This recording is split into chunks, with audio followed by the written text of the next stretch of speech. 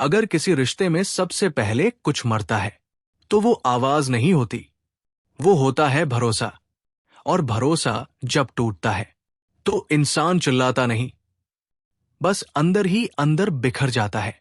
उस रात भी कुछ ऐसा ही हुआ था। कमरे में सन्नाटा था, घड़ी की टिक टिक साफ सुनाई दे रही थी और मोबाइल की स्क्रीन अचानक जल उठी। एक मैसेज आया था, कल फिर वही जगह, वही वादा। उस एक लाइन ने अमित की पूरी दुनिया हिला दी। अमित और नेहा शादी को 7 साल हो चुके थे। एक छोटा सा बेटा था, आरव, 5 साल का, मासूम। बाहर से देखने वालों को लगता था सब कुछ ठीक है, एक आम सा खुशहाल परिवार। लेकिन कोई नहीं जानता था कि इस घर में 2 लोग एक ही छत के नीचे अलग अलग जिंदगियां जी रहे हैं। नेहा अब पहले जैसी नहीं रही थी।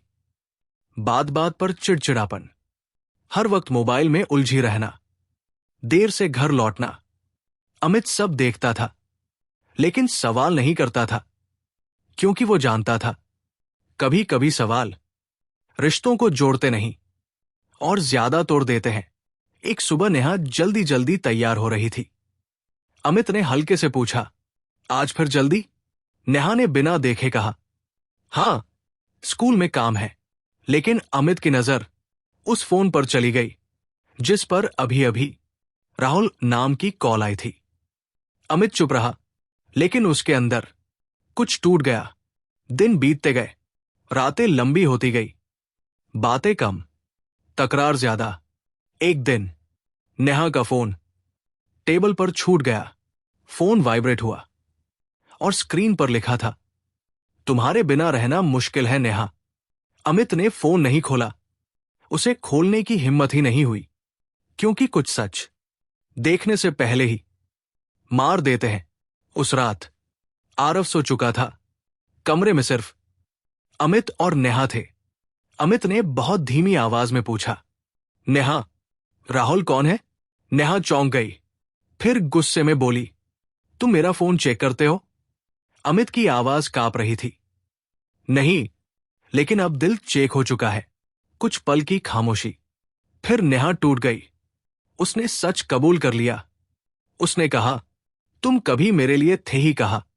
मैं अकेली थी, मैं कमजोर पड़ गई। ये शब्द अमित के लिए सिर्फ शब्द नहीं थे, ये जहर थे। अगले दिन नेहा मायके चली गई। समाज ने फैसला सुना दिया, औरत ही गलत होगी। किसी ने अमित से नहीं पूछा कि वो किस हाल में है। आरव रोज पूछता था, पापा, मम्मी कब आएंगी? और अमित के पास हर बार सिर्फ चुप्पी होती थी। कुछ दिनों बाद नेहा वापस लौटी। उसने कहा, मुझे माफ कर दो। अमित ने बहुत देर बाद जवाब दिया, मैं तुम्हें माफ कर सकता हूं, लेकिन रोज खुद को मारकर जी नहीं सकता। उस दिन अमित ने कोई लड़ाई नहीं की, कोई बदला नहीं लिया, बस इतना कहा, हम आरव के लिए माता पिता रहेंगे, लेकिन पति पत्नी नहीं। घर वही था, लेकिन अब कमरे अलग थे। रिश्ता बदल चुका था। नेहा चुपचाप आरव का ख्याल रखती, अमित भी अपनी जिम्मेदारी निभाता।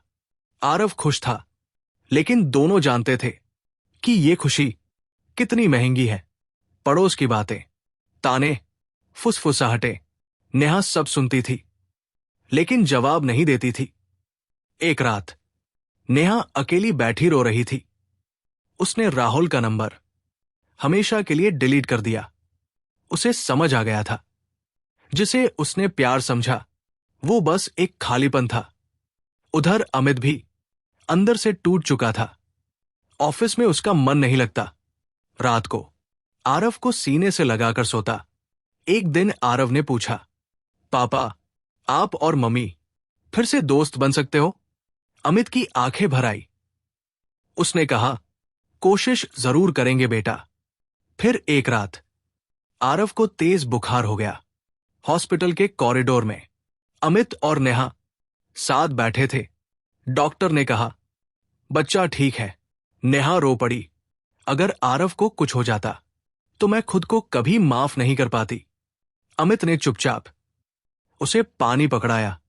उस पल नफरत नहीं थी, लेकिन भरोसा भी नहीं था। समय बीत गया।